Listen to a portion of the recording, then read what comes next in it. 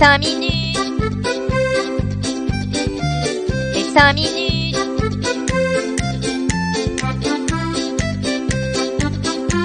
Les 5 minutes du coin. Bonjour à tous et bienvenue pour ce nouvel épisode des 5 minutes du coin. On a rarement vu autant de volatilité sur une semaine. Le Bitcoin a clairement fait les montagnes russes entre 27 500 et 25 500 $. Zone de support où il se trouve d'ailleurs actuellement.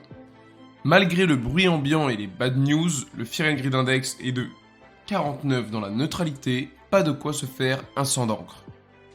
Aujourd'hui les gars, on va parler d'une petite astuce pour se faire un max de blé. Vous allez voir, c'est révolutionnaire. Tout d'abord, vous devez créer un wallet avec une adresse de réception pour de l'Ether ou du Bitcoin ou autre, mais on va favoriser ces deux-là. Normalement, vous devriez vous en sortir. Deuxièmement, vous allez sur Twitter. Si vous n'avez pas de compte, vous en créez un forcément. Notez que c'est plus efficace si vous avez quand même un peu de followers, mais ça fonctionne quand même quoi qu'il arrive.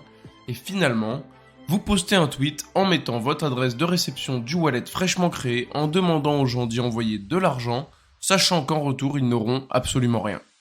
Et voilà, le tour est joué, vous voilà désormais millionnaire. Ça vous paraît absurde ? Et c'est pourtant ce qui s'est passé suite à un tweet de Polyhox avec son adresse Ethereum mentionnée, ainsi que la phrase « Envoyez des Ethers ici, vous n'aurez rien en retour ». Il a reçu plus de 1,7 million d'euros de dons suite à ce troll en l'espace de 7 minutes.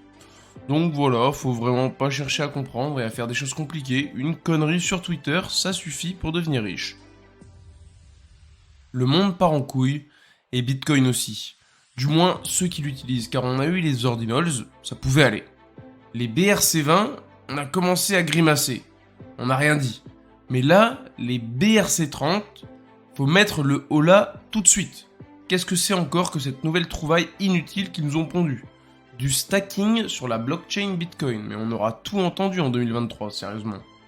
Alors le principe, grosso modo, de toute façon, vous allez voir, il n'y a rien de bien complexe. Si vous possédez des shitcoins BRC20, vous pouvez les stacker afin de recevoir en échange des shitcoins BRC30. Voilà, fin de l'histoire. Ces BRC30 n'ont strictement aucune valeur fondamentale, comme les BRC20, vous me direz, et leur prix est simplement fonction de leur succès ainsi que de la vitesse d'émission monétaire, c'est-à-dire de la quantité de rétribution du stacking.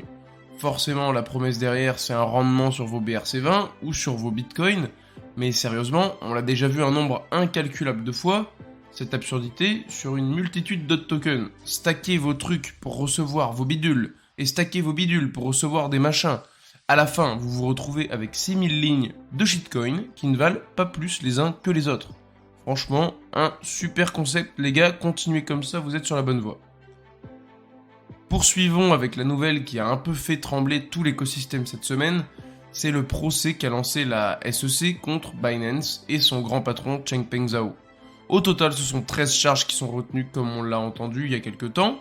La SEC accuse surtout Binance d'avoir mélangé ses fonds avec ceux de ses clients. Après, pour le kiff, ils se sont dit, quitte à attaquer, autant tout faire d'un coup. Ils ont donc également balancé qu'ils considéraient les jetons ADA, Sol, Matic, Atom, Sand, Algo, Coty et bien d'autres comme des securities, c'est-à-dire des valeurs mobilières. Et finalement, ils se sont également attaqués à Coinbase. Franchement, je sais pas qui a pété son slip dans leurs locaux, mais ils sont inarrêtables. Pour une fois, cette attaque a tout de même été prise au sérieux, car s'en est suivi un bon gros feud avec presque 1 milliard de retraits sur Binance en l'espace de 24 heures. Et bien entendu, tout cela s'est ressenti sur le marché car le Bitcoin, à ce moment-là, est repassé sous les 26 000 $. Bon, au final, pas pour bien longtemps. Le chien aboie, la caravane passe, comme on dit. CZ, dans le plus grand des calmes, a encore une fois répondu à tout ça par son fameux 4, signifiant que Binance était safe et qu'il ne fallait pas avoir peur, globalement. Du côté de Coinbase, c'est un solide bras de fer également qui est engagé avec la SEC, et ils ont affirmé, de leur côté, qu'ils ne retireraient aucune des cryptos de leur exchange qui ont été mentionnées par la SEC. D'un côté, on les comprend, Coinbase c'est quand même une entreprise qui a été cotée en bourse il y a peu aux USA, et maintenant ils veulent limite qu'ils arrêtent de bosser. Fallait quand même se réveiller un peu avant les gars. De plus, Coinbase reçoit pas mal de soutien du côté des politiciens américains, car elle traduit tout cet acharnement par une atteinte à la liberté d'entreprendre, un sujet qui fait vibrer le cœur des Américains. À voir comment tout ceci se termine, on devrait en savoir plus la semaine prochaine. Quittons ce pays de fous furieux pour aller au Japon, où la vie est un long fleuve tranquille, et où la plus grosse banque du pays a fait une annonce surprenante. C'est plutôt un groupe bancaire japonais, MUFG, qui innove en lançant sa plateforme ProgmaCoin, qui permettra aux institutions bancaires la possibilité d'émettre des stablecoins, dont le prix sera adossé à celui du yen, et tout ceci va se passer sur la blockchain Ethereum.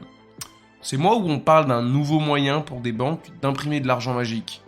En tout cas, on n'a pour le moment aucune information sur l'émission de ce stablecoin. Est-ce que ce sera backé par du 1 pour 1 avec du yen ? De l'or, je sais pas, on ne sait pas. Et j'espère que oui, parce que sinon, ça va juste être une nouvelle planche à billets. Qui a encore entendu parler du Covid-19 ? Je crois qu'on a déjà oublié ce que c'était. Mais apparemment, c'est toujours d'actualité puisque Vitalik Buterin a contribué de sa poche à hauteur de 10 millions de dollars à un don global de 100 millions pour lutter contre le Covid-19. Enfin, pas pour directement lutter contre, mais plutôt pour financer la recherche scientifique qui se fait autour. Le reste de l'argent provient d'un fonds indien dirigé par Sandeep Nailwal, qui n'est autre que le cofondateur de Polygon.